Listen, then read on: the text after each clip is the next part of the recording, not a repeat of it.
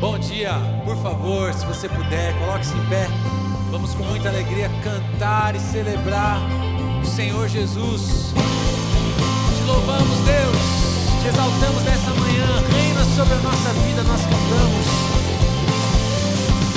Sobre toda a terra tu és o Rei, sobre as montanhas e o pôr do sol. Uma coisa só, meu desejo é: vem reinar de novo em mim.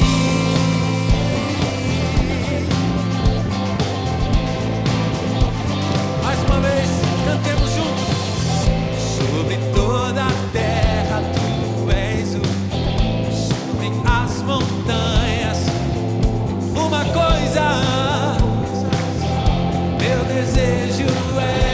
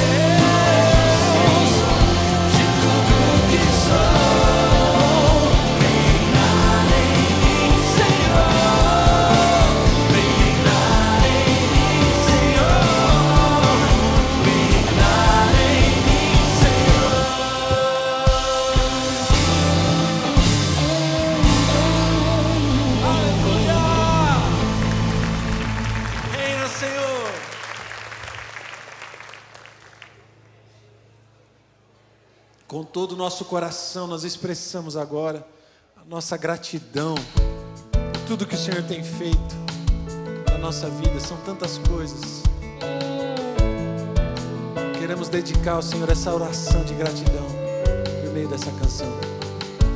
O que fazer por todo o bem que já nos foi dado e a graça que nos tem alcançado? Bem sei, não mereci escolher viver ou reclamar insistente. O hoje é um novo presente. Vou reconhecer tão grande amor, seu grande favor.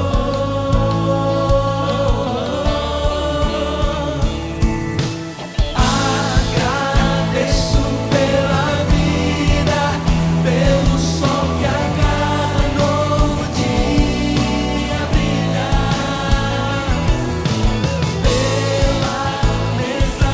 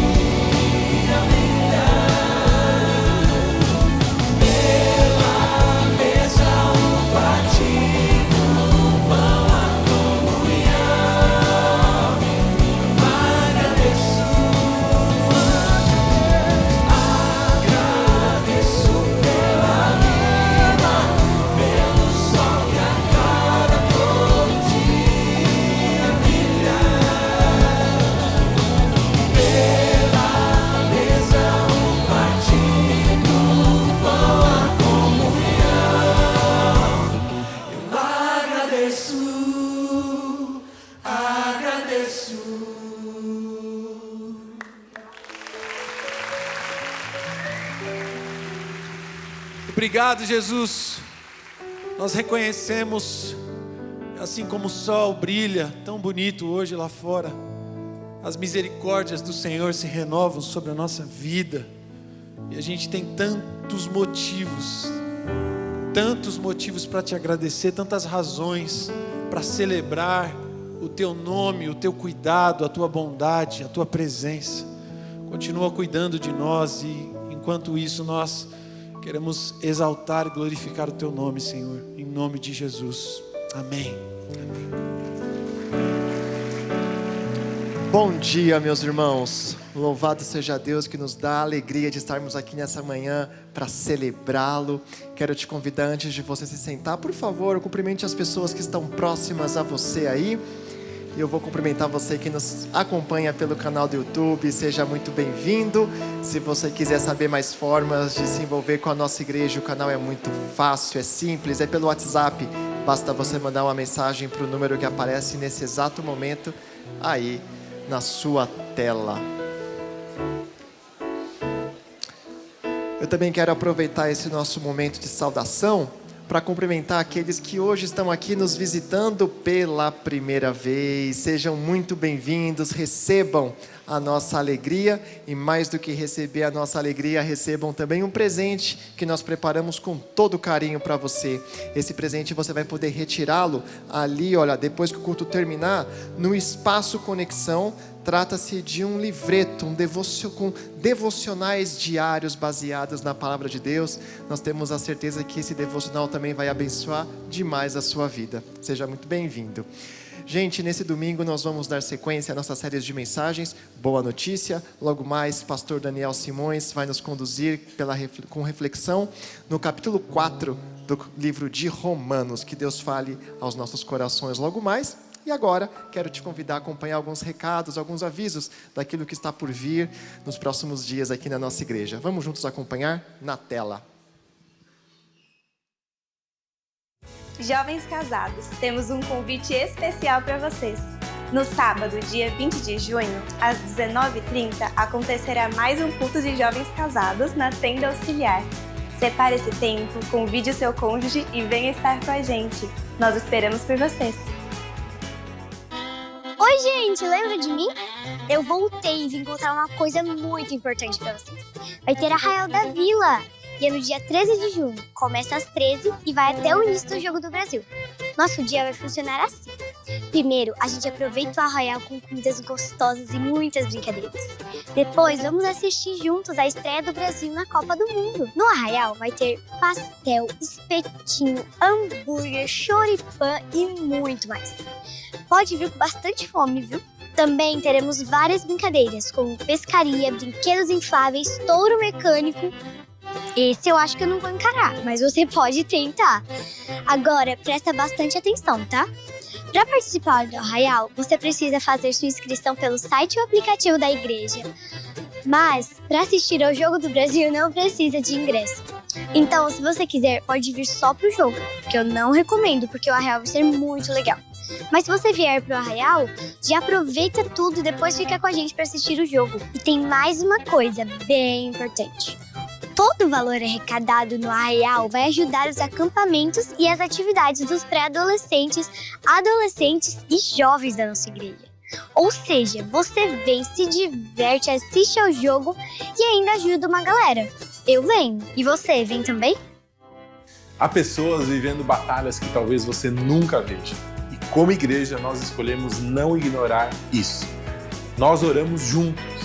E na sexta-feira, dia 12 de junho, às 20 horas, teremos mais um encontro de oração aqui no nosso auditório auxiliar.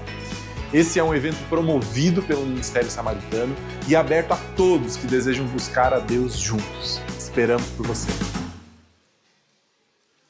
Muito bem. Agora nós vamos participar do momento da entrega dos nossos dízimos e ofertas. E meus irmãos, é bem verdade que as contribuições aqui arrecadadas, elas são muito importantes para a manutenção do espaço da igreja, a manutenção das nossas atividades. As contribuições são necessárias para que possamos cumprir a missão que Deus nos confiou. Mas, para muito além disso, gente, a entrega dos nossos dízimos e ofertas é um ato de culto a Deus.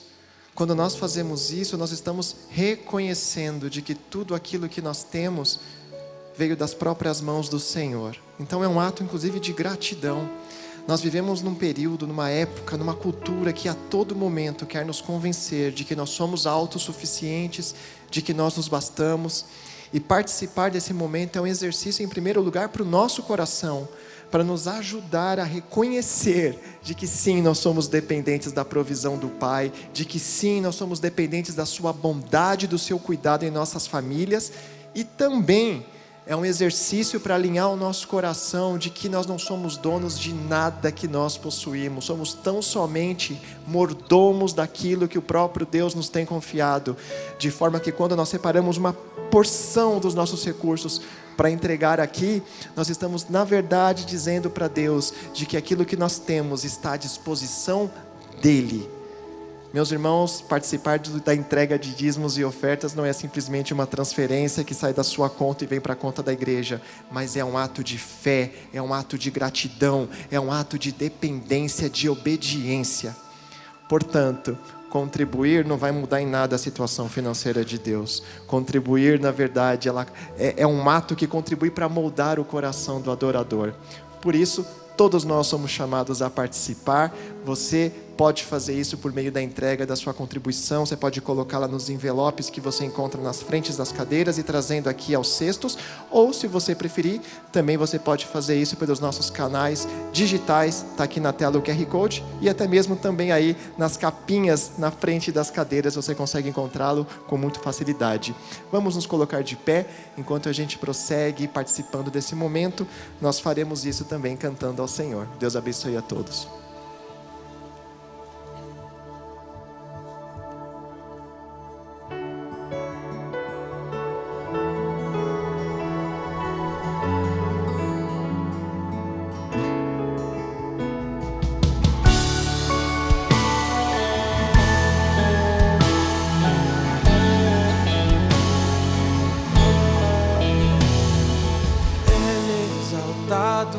O Rei é exaltado nos céus. Eu louvarei, Ele é exaltado, para sempre exaltado seu nome. Louvarei.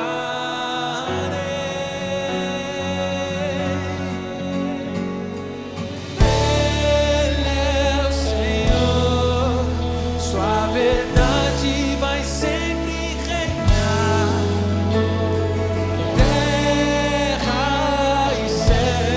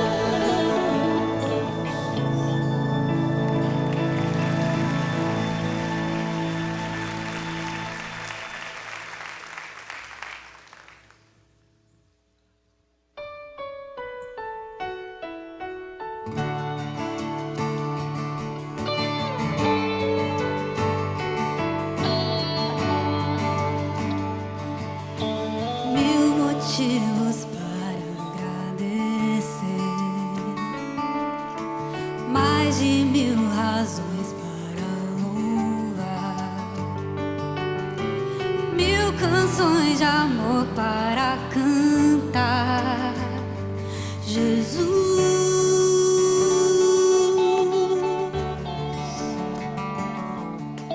por tão grande amor que recebi, pela graça que me atraiu, por me perdoar sem merecer, Jesus.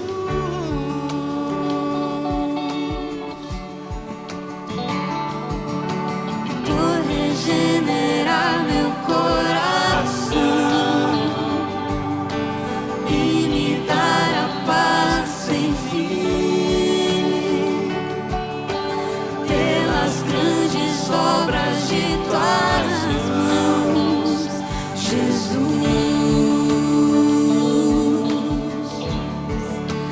Graças dou, Jesus. Graças dou, Jesus. Graças dou por tudo que fizeste a mim. Graças dou Por me socorrer nas aflições, por saber que nunca estou só, pelo teu cuidado que é sem fim, Jesus.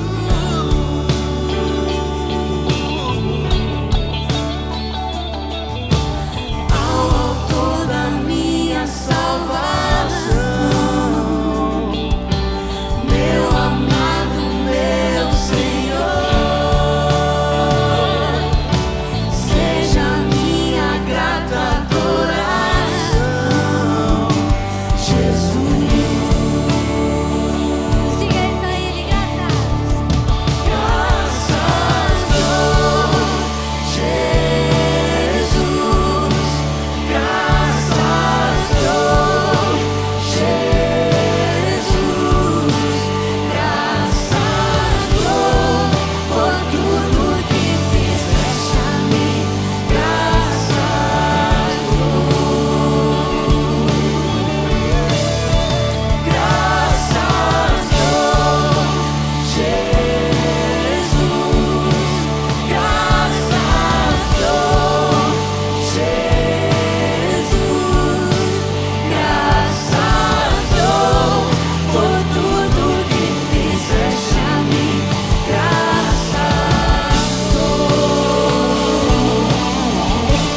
Graças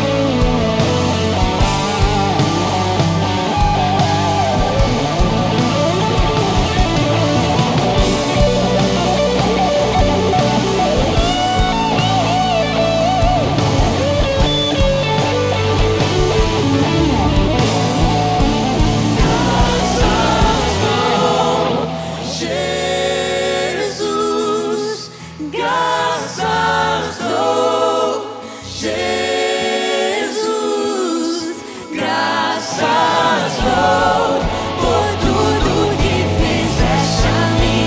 Graças dou, Jesus, graças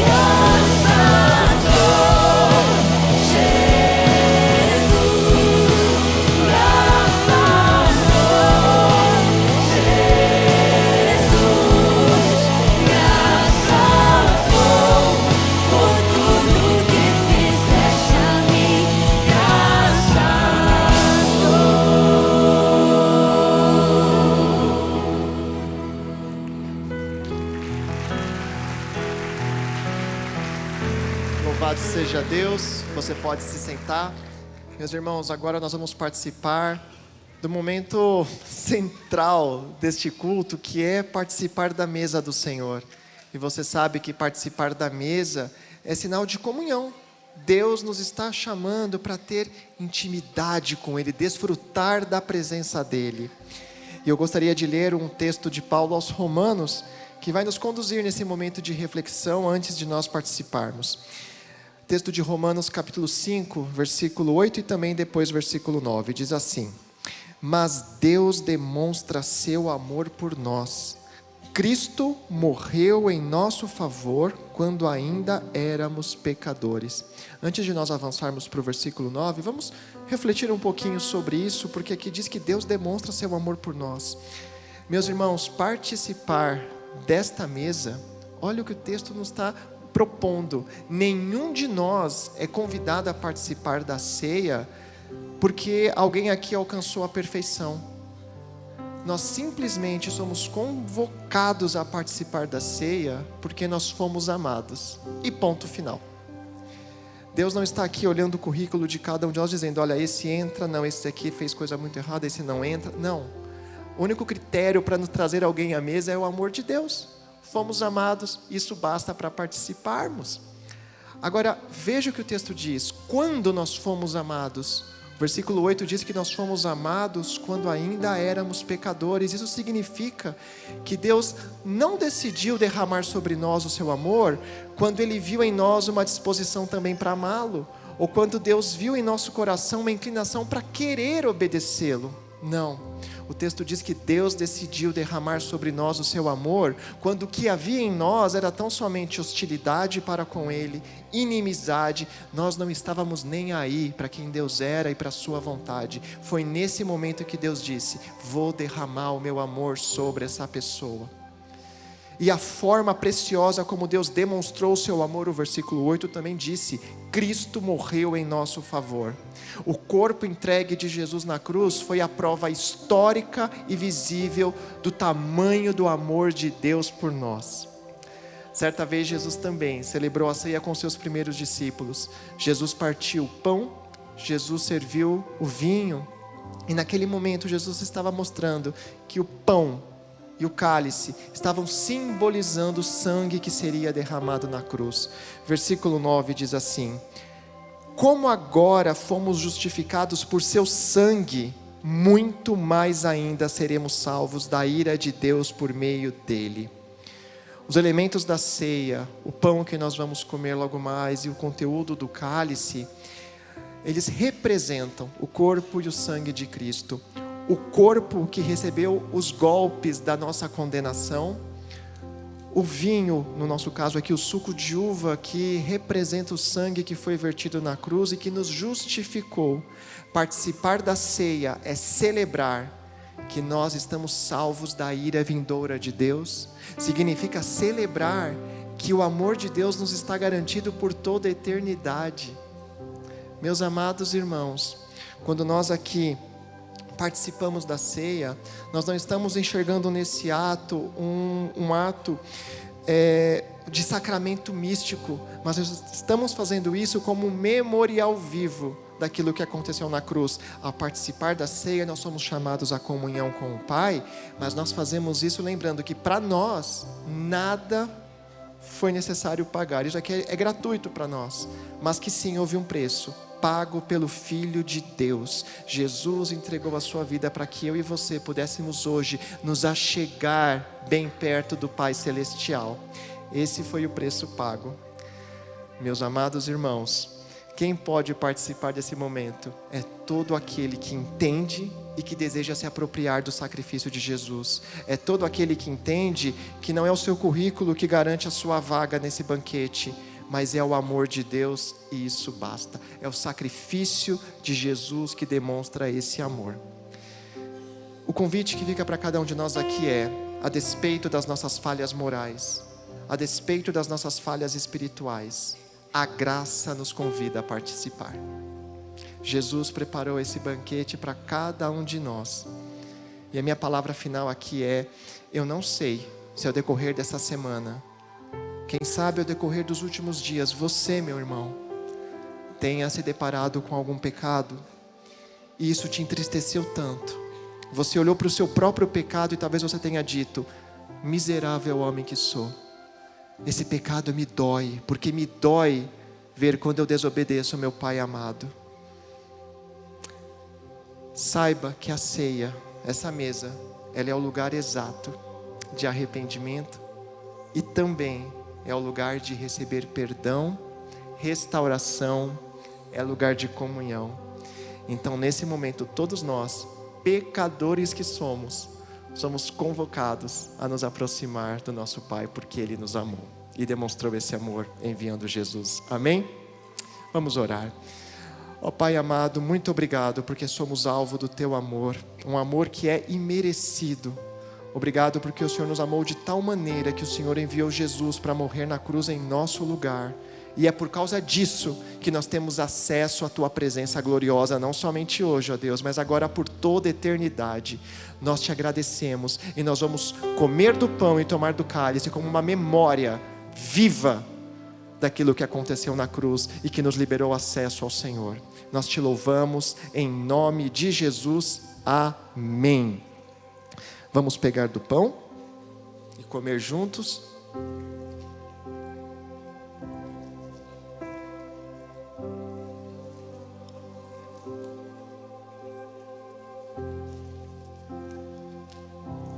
Vamos também tomar do cálice, tomar juntos.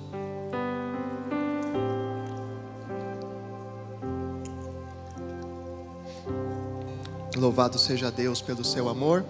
Você é convidado a se colocar de pé mais uma vez, porque nós vamos juntos continuar cantando ao Senhor.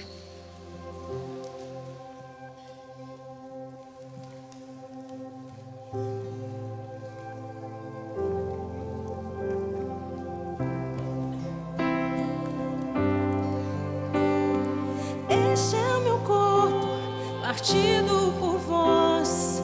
Quando comerem, se lembrem de mim. Este é meu sangue, vertido na cruz. Quando beberem, se lembrem de mim.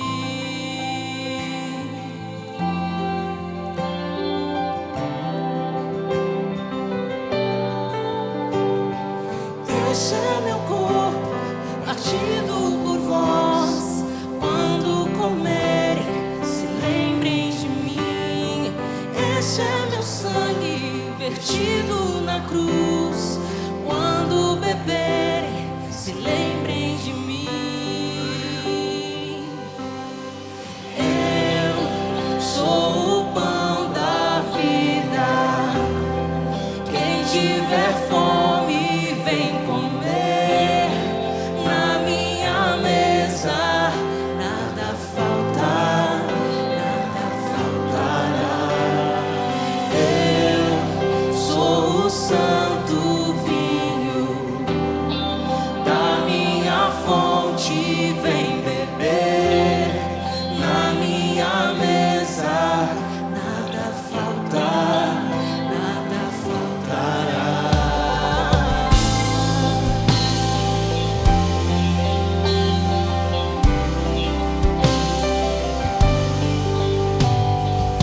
Este é meu corpo, partido por vós. Quando comerem, se lembrem de mim. Este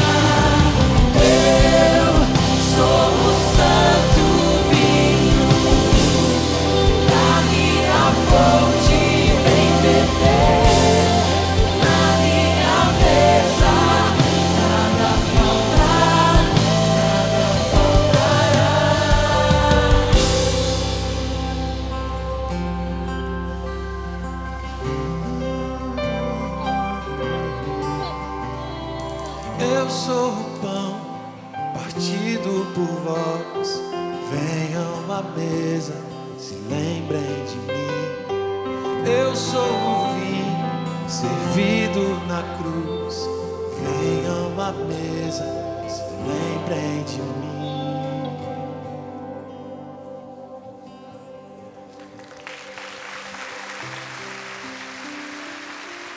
Glória a Deus. Você pode se sentar, por favor. A melhor notícia que poderíamos receber só poderia vir do céu. Uma mensagem escrita pelo próprio Deus, feita para alcançar o seu coração. Guiada pelo Espírito, ela atravessa o tempo e os mares, com um propósito claro: chegar exatamente aonde Ele preparou. Bem aí, na sua história, trazendo salvação, esperança e um convite. Agora é a sua vez de compartilhar. Jesus, a boa notícia.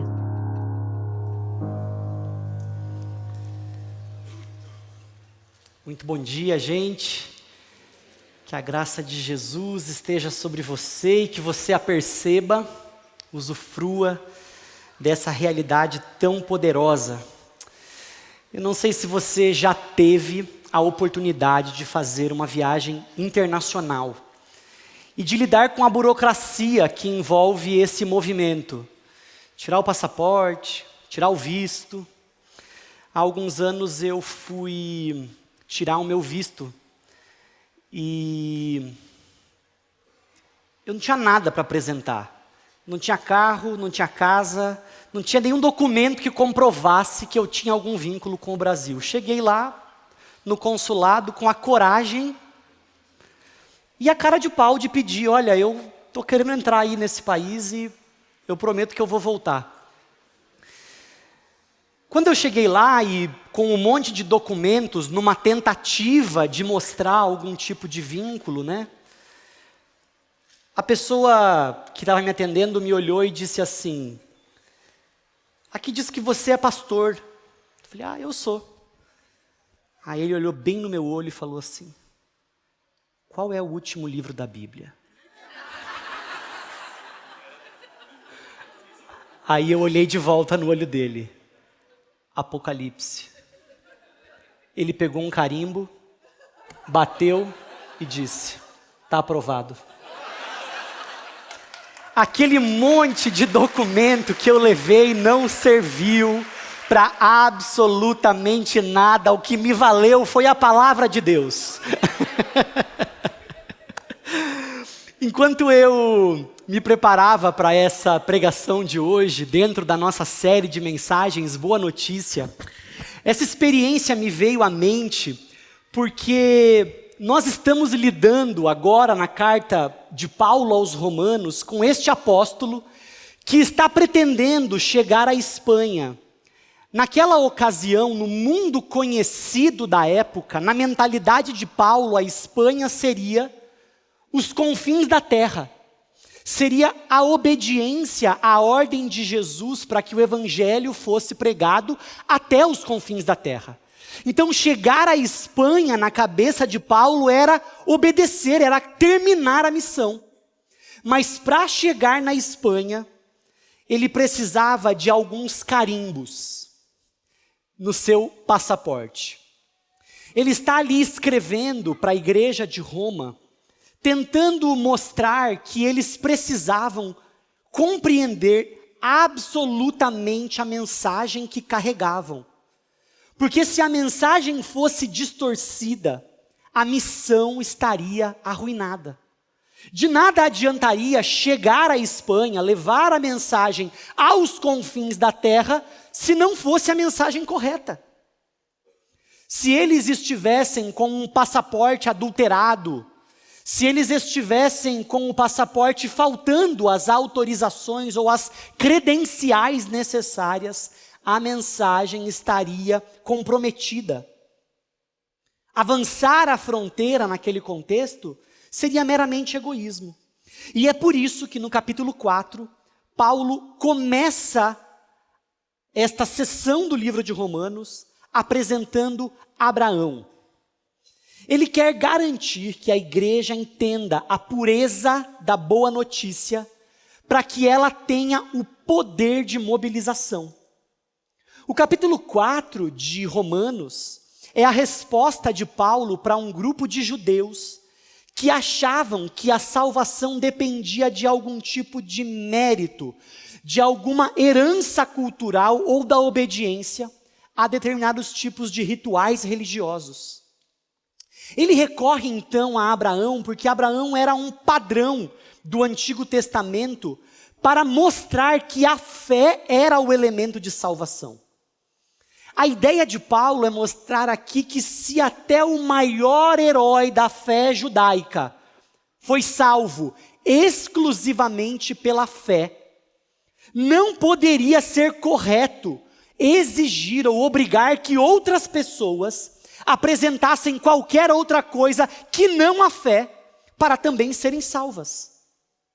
Ninguém poderia se apresentar diante de Deus reivindicando qualquer tipo de mérito, de bom comportamento, de boa moral ou de obediência a algum tipo de lei ou cerimônia específica. E é do resumo dessa ideia de Paulo que a gente pode estabelecer hoje uma máxima que vai nortear toda a nossa pregação hoje. Então, se você não lembrar de mais nada que eu disse, por favor, não guarde somente a história do meu passaporte. Guarde a frase que quem foi salvo pela graça não cria barreiras para a missão. Uma vez que nós entendemos aquilo que nos salvou, nós precisamos nos comprometer a tornar acessível esta mesma verdade, este mesmo conteúdo, para que outros também sejam salvos por ele. Porque se nós acharmos que a salvação depende de nós, de alguma coisa que nós conseguimos fazer para Deus, nós nos tornaremos juízes implacáveis ou religiosos cansados, incapazes de viver a vida na vida, a vida de Jesus em nós que se espalha de nós para outros. Mas, se nós entendermos a boa notícia, então nós seremos impulsionados para compartilhar a mesma mensagem que nos salvou. Para entender então essa validação divina, Paulo coloca na mesa 3 carimbos. 3 carimbos de validação que Abraão recebeu no seu próprio passaporte da fé e que nós também precisamos hoje ver, compreender e viver, para que então nós possamos cumprir a nossa missão. E o primeiro carimbo que Paulo estabelece aqui é o carimbo da justificação sem mérito. E este primeiro carimbo, ele rompe, ele quebra a barreira do merecimento. Nos versículos de 1 a 8 é dito assim: portanto, o que diremos do nosso antepassado Abraão? Se de fato Abraão foi justificado pelas obras, ele tem do que se gloriar, mas não diante de Deus. O que diz a Escritura? Abraão creu em Deus e isso lhe foi acreditado como justiça. Ora, o salário do homem que trabalha não é considerado como favor, mas como dívida. Todavia, aquele que não trabalha, mas confia em Deus, que justifica, ou seja, que declara justo o ímpio, sua fé lhe é creditada como justiça. Davi diz a mesma coisa quando fala da felicidade do homem a quem Deus credita a justiça independente de obras. Como são felizes aqueles que têm suas transgressões perdoadas, cujos pecados são apagados. Como é feliz aquele a quem o Senhor não atribui culpa. Paulo começa então sua argumentação dizendo que se Abraão tivesse sido justificado por obras, ele poderia nutrir algum tipo de sentimento de justiça própria. Mas não diante de Deus, porque não há o que apresentar a Deus que justifique a grande ideia de Deus de nos salvar. Não existe algum elemento em nós que tivesse atraído a atenção de Deus e tornasse uma atitude lógica ele enviar o seu filho. O texto diz: Abraão creu em Deus e isso lhe foi creditado como justiça. Essa expressão creditado, a tradução dela do grego para o português, ela empresta de uma experiência contábil para explicar aquilo que Deus está fazendo. Deus coloca na conta de Abraão uma justiça que ele não possuía. Eu não sei se você já recebeu um Pix errado. É como se você abrisse a conta e tivesse um Pix. Só que não foi um Pix errado. Deus ofereceu este crédito. Você não tinha uma razão, Deus não lhe devia algo. Mas ainda assim, apesar da sua falta de mérito, apesar das nossas ofensas, se você se lembra, capítulo 1, 2 e 3 de Romanos, o argumento de Paulo é: os ímpios pecaram, os judeus pecaram, todos pecaram. Ninguém pode se apresentar diante de Deus como se carregasse algum bom motivo para Deus o amar. Mas apesar disso, Deus decide oferecer um crédito. No verso 5, Paulo usa a expressão que é arrebatadora. Deus justifica o ímpio. Sabe quem é o ímpio? Olhe para o lado e veja um ímpio. Olhe no espelho e veja um ímpio. Aqueles que recebem Cristo Jesus recebem a possibilidade de serem declarados justos. E isso não é uma ideia nova. Alguns domingos atrás eu preguei aqui e tentei mostrar que sempre foi pela fé. E fé significa confiança.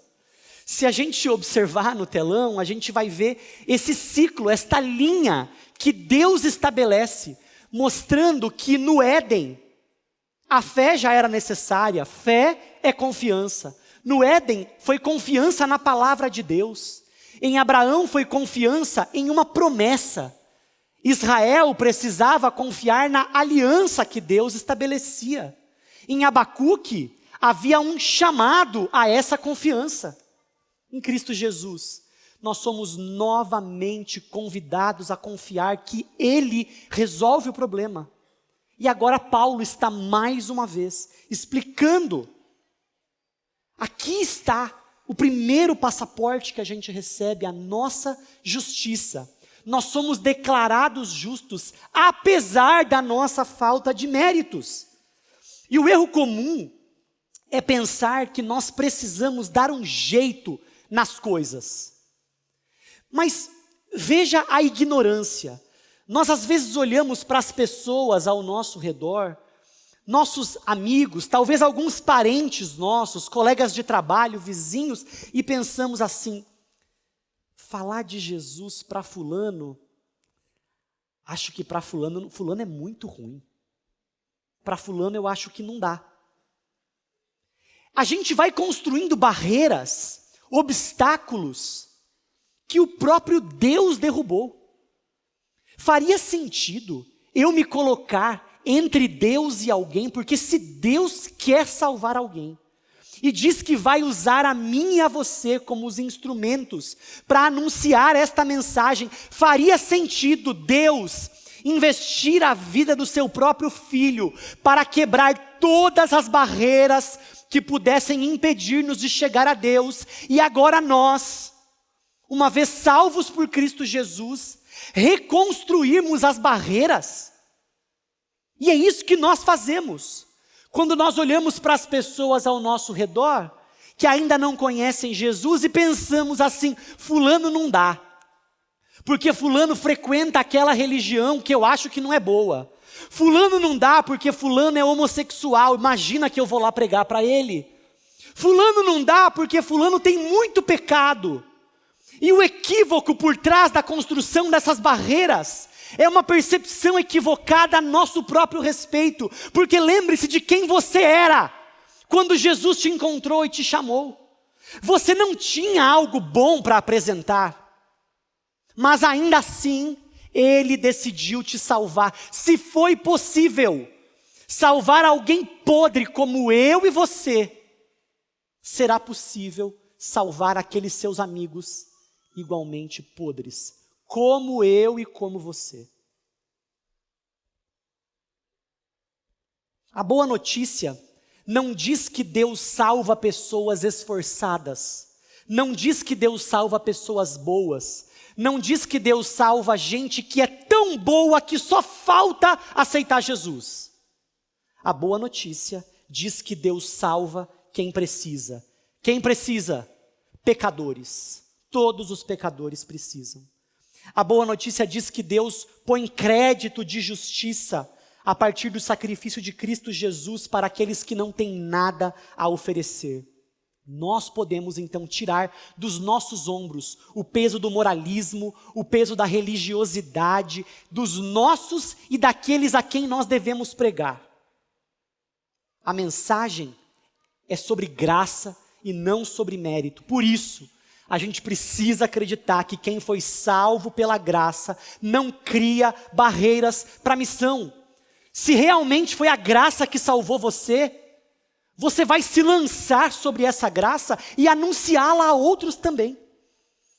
Mas Paulo prossegue o seu argumento colocando um segundo carimbo nesse passaporte, e este segundo carimbo é o carimbo da inclusão sem barreiras. Porque cada carimbo que Paulo está colocando aqui, ele combate uma barreira.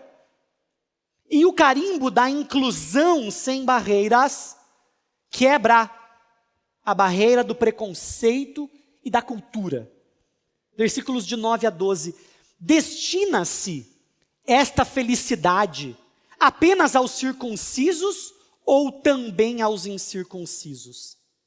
Já dissemos que no caso de Abraão, a fé lhe foi creditada como justiça. Sob quais circunstâncias? Antes ou depois de ter sido circuncidado? Não foi depois, mas antes. Assim ele recebeu a circuncisão como sinal, como selo da justiça que ele tinha pela fé, quando ainda não fora circuncidado. Portanto, ele é o pai de todos os que creem sem ter sido circuncidados, a fim de que a justiça fosse creditada também a eles. E é igualmente o pai dos circuncisos, que não somente são circuncisos, mas também andam nos passos de fé que teve nosso pai Abraão antes de passar pela circuncisão. Talvez para nós hoje, que não temos uma descendência judaica, esse argumento soe um pouco estranho, mas para aquelas pessoas que estavam ouvindo Paulo, isso fazia pleno sentido.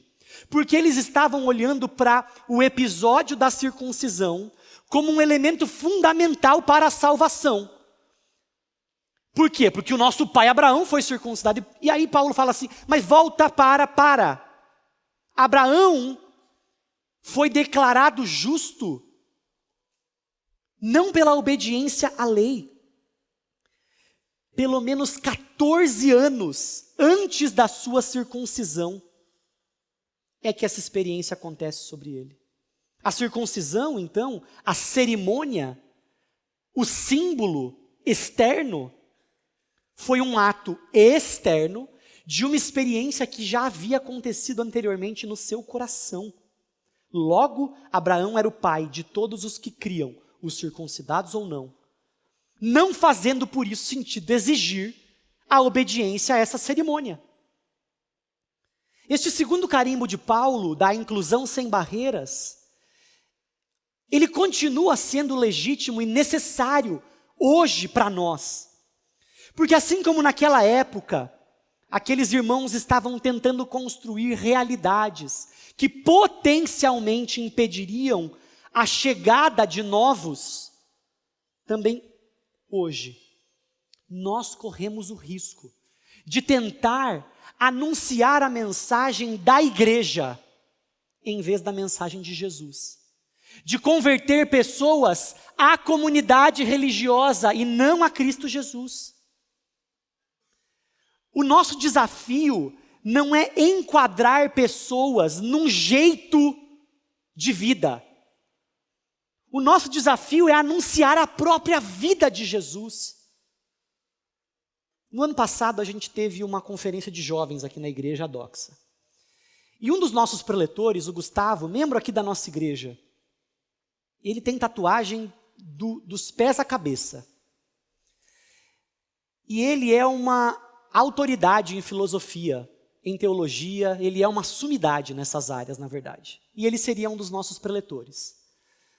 E o Gustavo chegou aqui para pregar de bermuda, com as tatuagens à mostra, e aí uma pessoa se aproximou de mim e falou assim: você viu aquele cara que veio aqui na conferência? Vai ser uma bênção ele ouvir de Jesus aqui hoje. Você consegue imaginar o espanto da pessoa vendo o Gustavo subir aqui neste púlpito e daqui abrir as escrituras e anunciar a verdade de Deus para a igreja?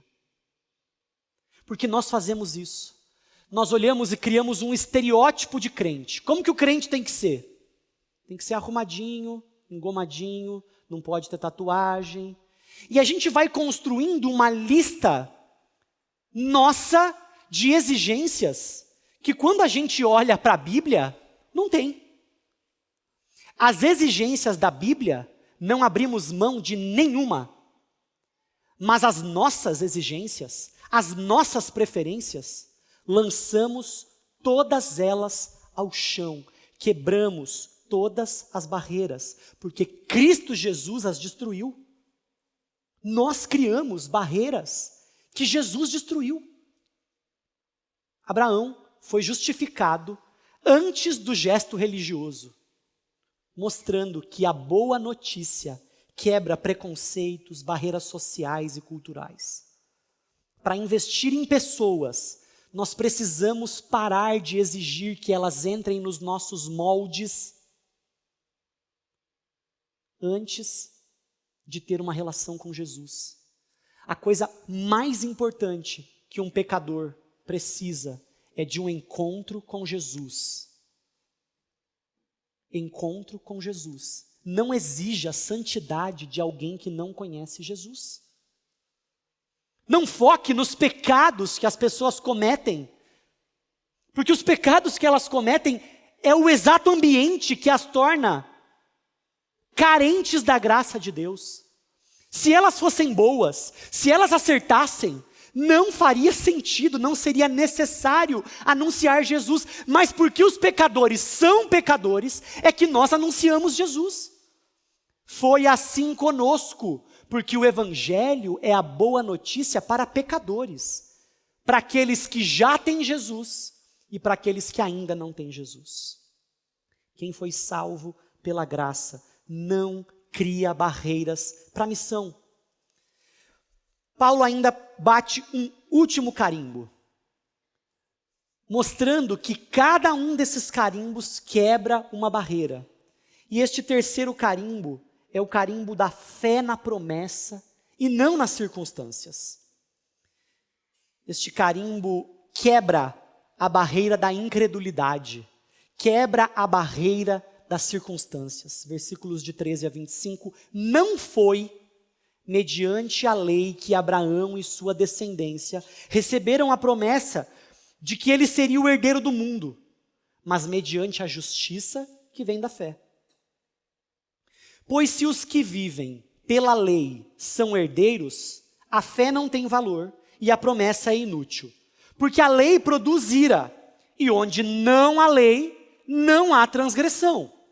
Portanto, a promessa vem pela fé, para que seja de acordo com a graça, e seja assim garantida toda a descendência de Abraão. Não apenas os que estão sob regime da lei, mas também aos que têm a fé que Abraão teve. Ele é o pai de todos nós. Nós quem? Nós os que cremos. Como está escrito, eu o constituí pai de muitas nações. Ele é o nosso pai aos olhos de Deus, em quem creu. O Deus que dá vida aos mortos e chama à existência coisas que não existem, como se existissem. Abraão, contra toda a esperança, em esperança creu, tornando-se assim pai de muitas nações, como foi dito a seu respeito, assim será a sua descendência. Sem se enfraquecer na fé, reconheceu que o seu corpo já estava sem vitalidade, pois já contava com cerca de 100 anos de idade, e que também o ventre de Sara já estava sem vitalidade. Mesmo assim, não duvidou, não foi incrédulo em relação à promessa de Deus, mas foi fortalecida em sua fé e deu glória a Deus. Estou plenamente convencido de que Ele era poderoso, estando plenamente convencido de que Ele era poderoso para cumprir o que havia prometido. Em consequência da fé e não da obediência à lei, da fé, isso lhe foi creditado como justiça. As palavras lhe foi creditado não foram escritas apenas para ele, mas também para nós, a quem Deus creditará a justiça. Para nós quem? Nós que cremos naquele que ressuscitou dos mortos, a Jesus, o nosso Senhor. Ele foi entregue à morte por nossos pecados e ressuscitado para a nossa justificação. Paulo caminha para o final desse parágrafo mostrando a natureza da fé que Abraão teve e que se baseava em uma confiança na palavra de Deus e não em uma capacidade de obedecer aquilo que Deus exigia. Porque a lei tem o objetivo de mostrar que nós não conseguimos obedecer. Quando ele diz que sem lei não há transgressão, é porque se a lei não disser, não matarás, eu não vou saber que é pecado matar. Então a lei é necessária para deixar evidente a minha necessidade de um Salvador. Tudo aquilo que é dito nas Escrituras, cada um dos imperativos, e acredite, o Novo Testamento carrega mais imperativos do que o Antigo. Não ache que a graça significa o direito para fazer o que você quiser, porque não é isso. Graça é capacitação para obedecer.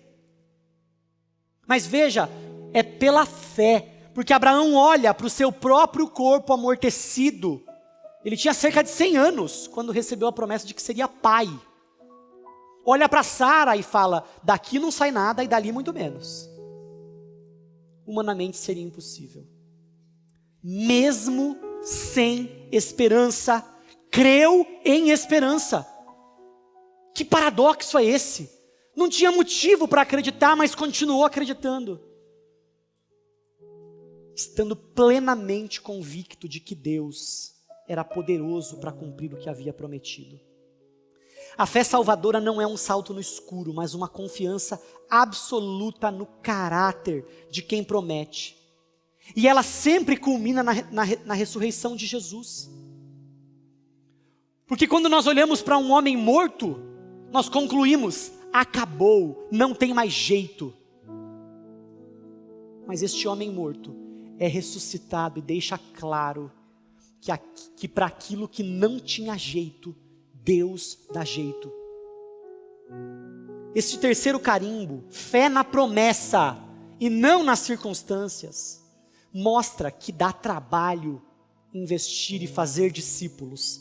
Dá trabalho viver esse vida na vida. Dá trabalho, e o principal trabalho é enxergar as pessoas a partir da graça e não a partir dos inúmeros obstáculos que nós enxergamos.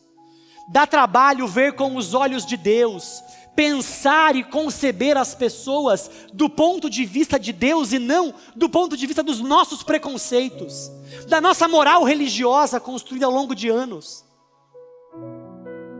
Às vezes nós olhamos para a nossa própria incapacidade, para a dureza do coração das pessoas para quem nós falamos e pensamos, e isso é um caso perdido.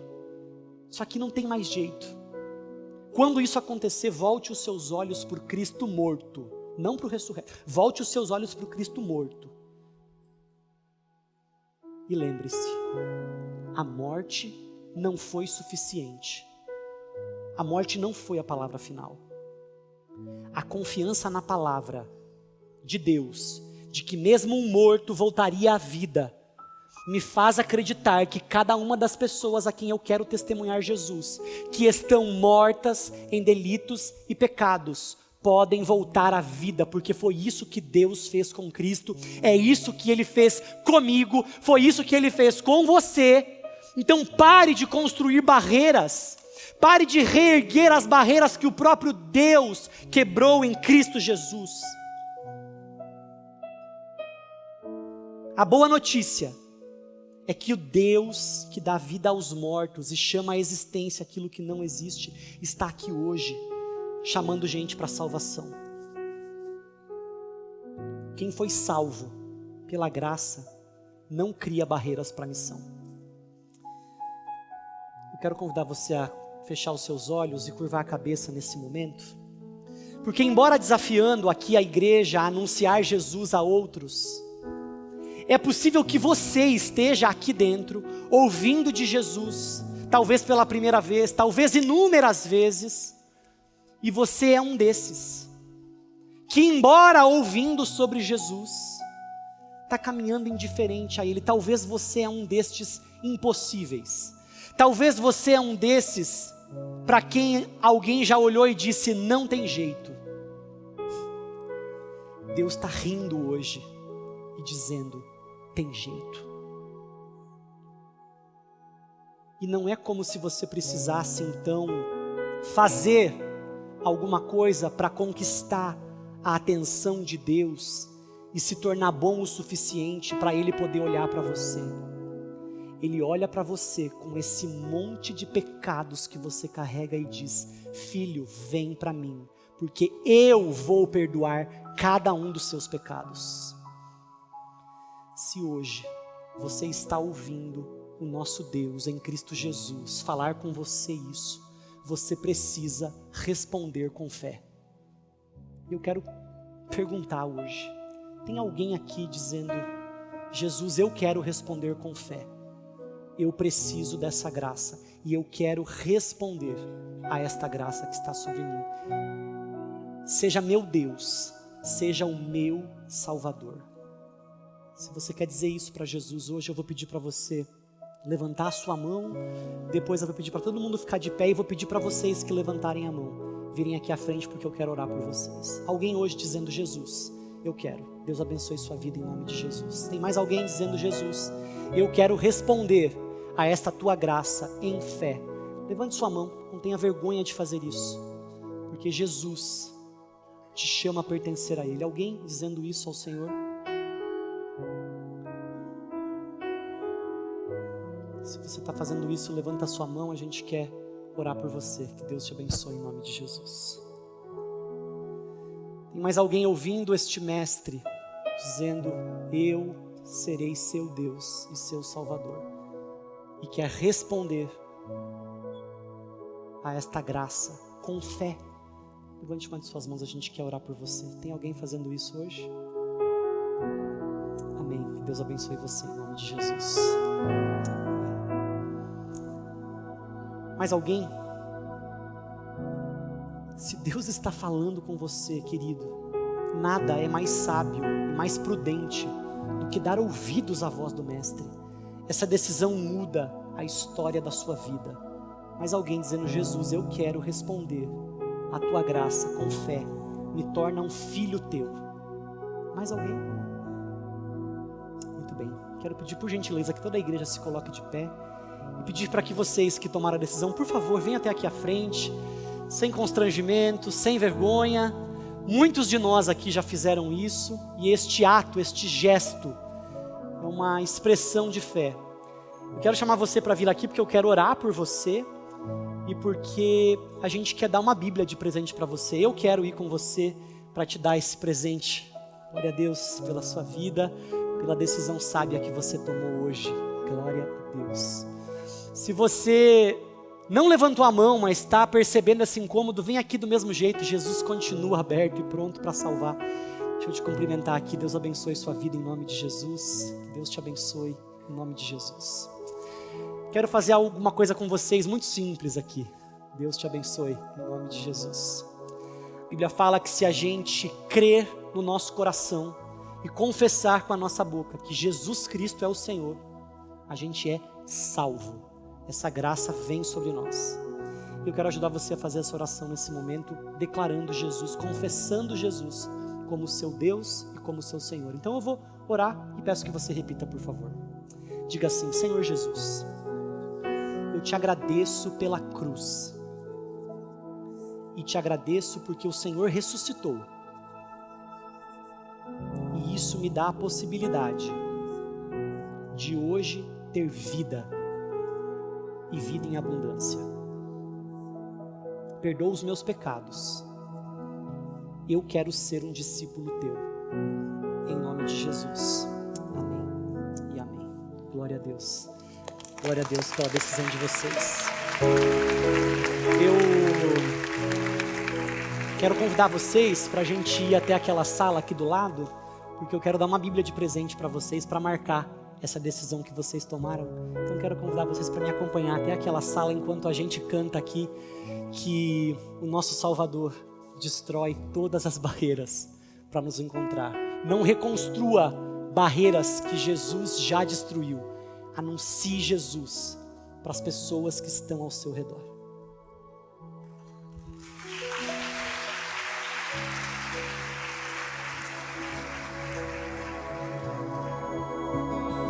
Antes de eu falar, tu cantava sobre mim. Tu tens sido tão, tão bom pra mim. Antes de eu respirar, sopraste tua vida em mim. Tu tens sido tão, tão bom.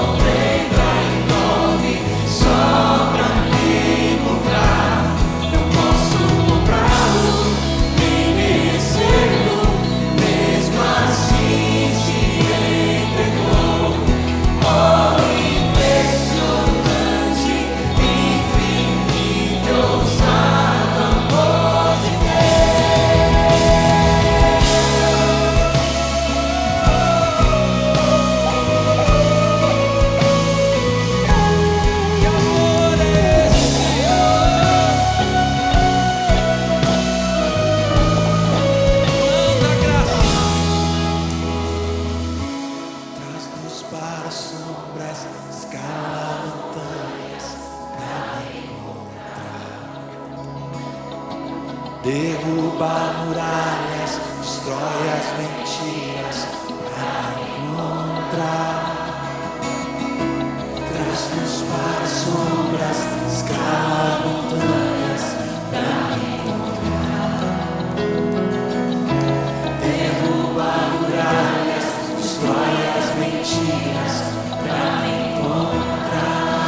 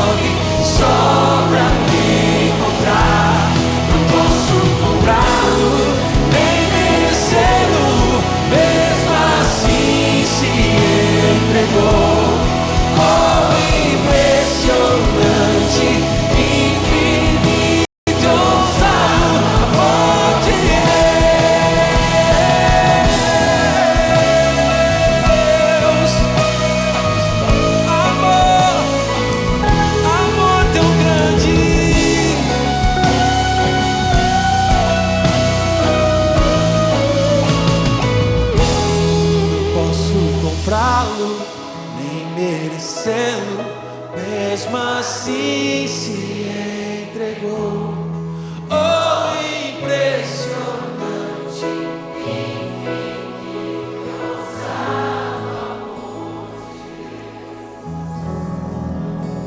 Obrigado, Senhor.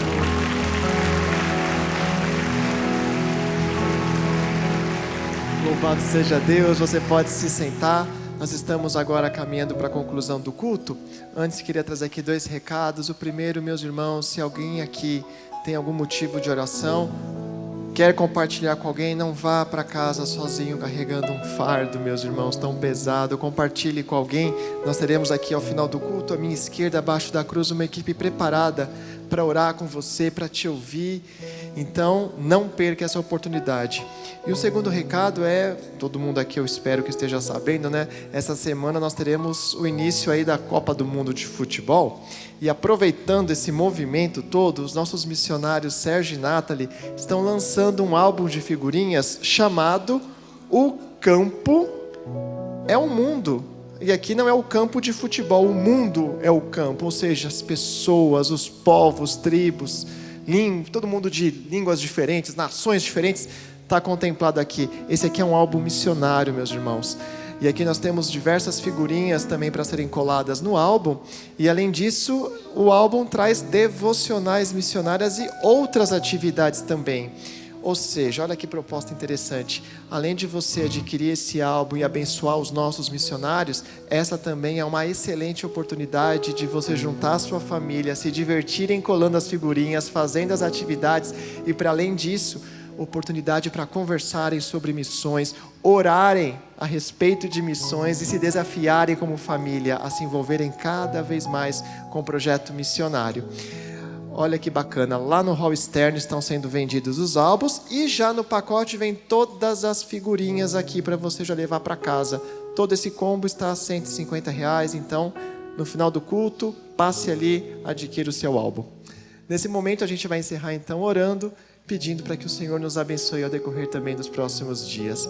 Ó Pai amado, muito obrigado, porque o seu amor veio em nossa direção, quando não havia nada em nós a ser colocado como moeda de troca. O Senhor simplesmente nos amou, e nessa manhã nós declaramos que nós recebemos pela fé. Obrigado, porque o Senhor é bom e tem cuidado de nós.